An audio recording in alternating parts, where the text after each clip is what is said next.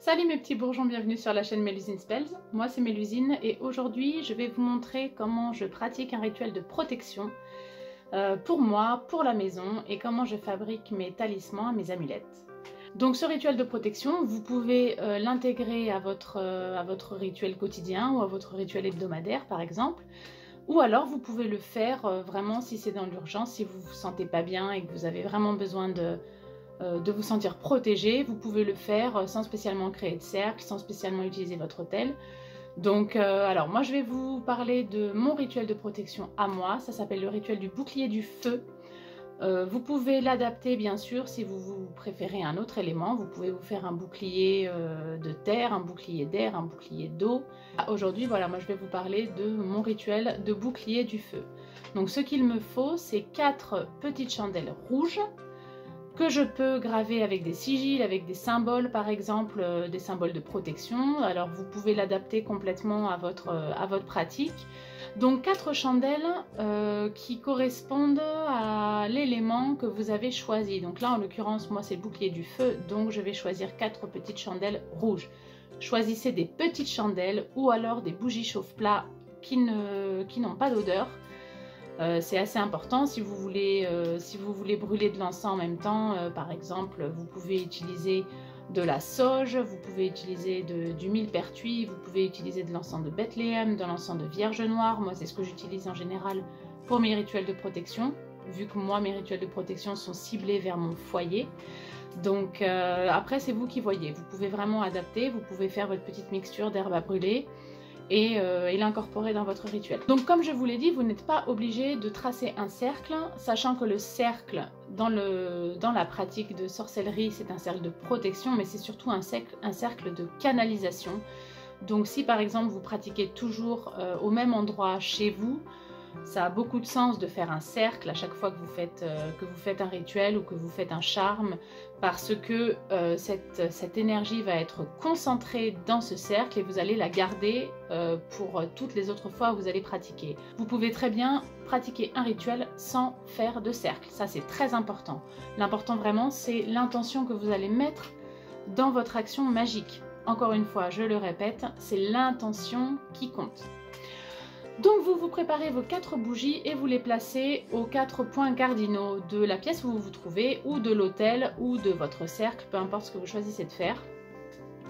Vous allez vous préparer à boire, un petit peu à manger, parce que vous allez voir que la visualisation et le temps d'ancrage va être assez significatif, assez important. Donc vous préparez votre espace et vous allez donc demander aux éléments de vous protéger dans votre quotidien. Donc ce que vous faites, c'est vous pouvez consacrer votre cercle en finissant avec une formule, par exemple à vos déités ou à vos anges ou à vos guides ou à vos dragons ou à vos fées, peu importe la voie que vous suivez. Vous terminez votre consécration du cercle en disant: en cette nuit, j'invoque les puissances du feu afin de me protéger de toutes les attaques physiques, psychiques, psychologiques, spirituelles ou émotionnelles. Pour l'instant, vous avez consacré votre cercle ou vous avez démarré votre rituel et cette formule est très importante. Vous pouvez sonner votre petite clochette pour signaler le début du rituel. Et là, ce que vous allez faire, vous prenez votre première chandelle, donc de la couleur de l'élément que vous avez choisi, là en l'occurrence rouge, et vous vous tournez vers le point cardinal que vous avez choisi aussi, donc là en l'occurrence le sud. Vous allumez votre première chandelle, vous la levez au-dessus de votre tête et vous récitez la formule: venant du sud, rien ne saurait m'atteindre.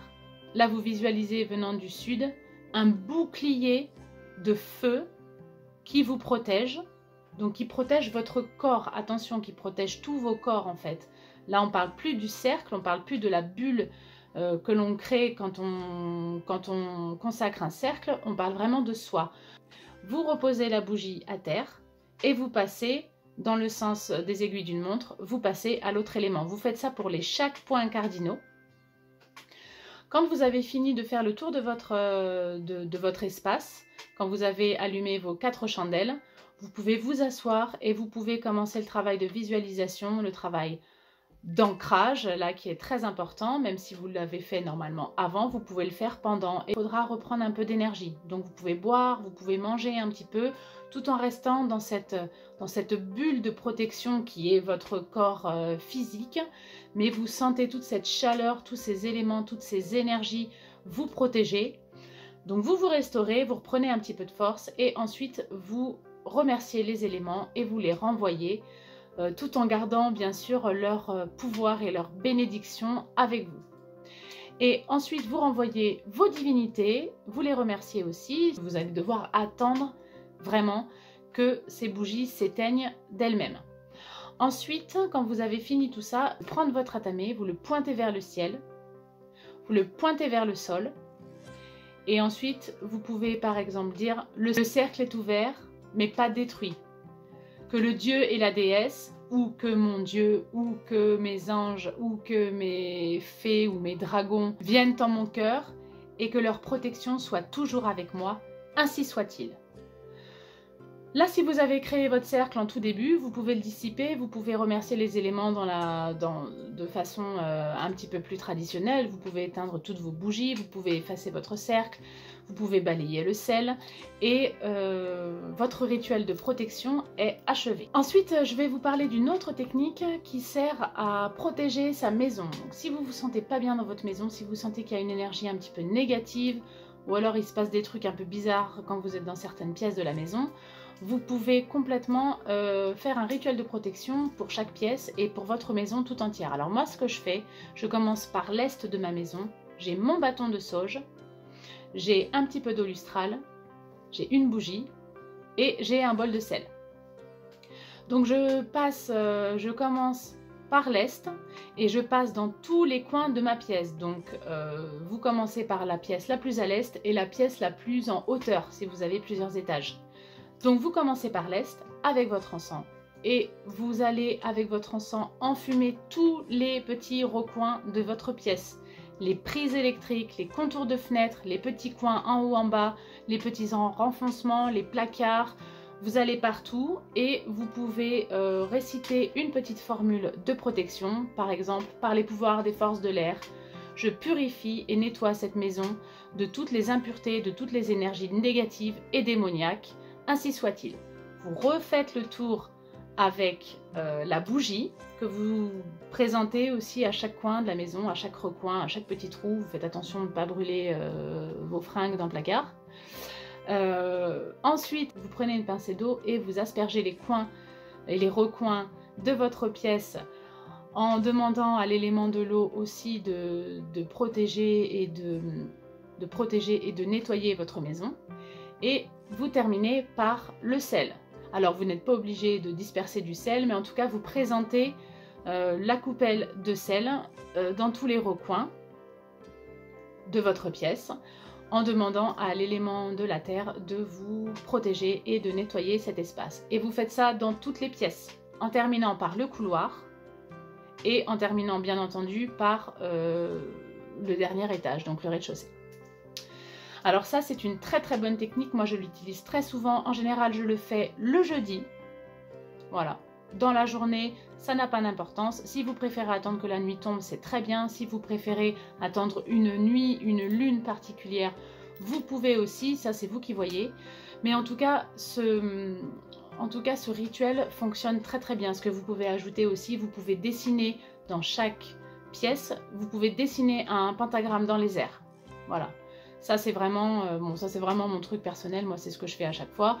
Et en général je termine mon rituel par l'extérieur, je sors de la maison et je dessine dans l'air un pentagramme devant chaque ouverture, donc devant chaque porte et devant chaque fenêtre. Voici pour la protection de soi et la protection de la maison. On va parler maintenant de talismans et d'amulettes. Alors, l'amulette, c'est un objet de protection. Le talisman et l'amulette sont pas tout à fait la même chose. Alors, une amulette, par exemple, c'est un fer à cheval que vous accrochez à votre porte. c'est un pentagramme que vous avez autour du cou, c'est un porte-bonheur, c'est un gris-gris, mais en tout cas, c'est quelque chose qui est là pour vous protéger. Si vous voulez le consacrer, vous pouvez le consacrer sur votre autel par l'air, par le feu, par l'eau et par la terre, avec votre atamé. Vous faites un petit rituel de consécration avec le but de vous protéger. Le talisman, c'est autre chose. Vous pouvez avoir un talisman de prospérité, un talisman d'amour, un talisman de chance, un talisman de protection aussi. Mais en tout cas, ça peut être toutes sortes de petits objets. Ça peut être une pierre, ça peut être un bijou, ça peut être un petit bout de parchemin avec quelque chose d'écrit dessus. Voilà, c'est quelque chose que vous gardez. En tout cas, vous lui donnez vraiment un but bien précis. Donc aujourd'hui, par exemple, on va faire un petit talisman de prospérité. Donc un talisman de prospérité, vous pouvez par exemple utiliser un petit sac. Voilà, moi j'ai plein de petits sacs comme ça. Vous pouvez aussi utiliser une petite bouteille où vous allez mettre tous vos ingrédients dedans, ou vos formules de protection, ou vos formules de prospérité ou d'amour. C'est quelque chose que vous allez garder soit sur vous, soit dans votre maison, dans un coin de la pièce que vous aurez choisi. Donc vous pouvez mettre ce que vous voulez dans votre petite sacoche, tout ce qui est en relation avec la prospérité.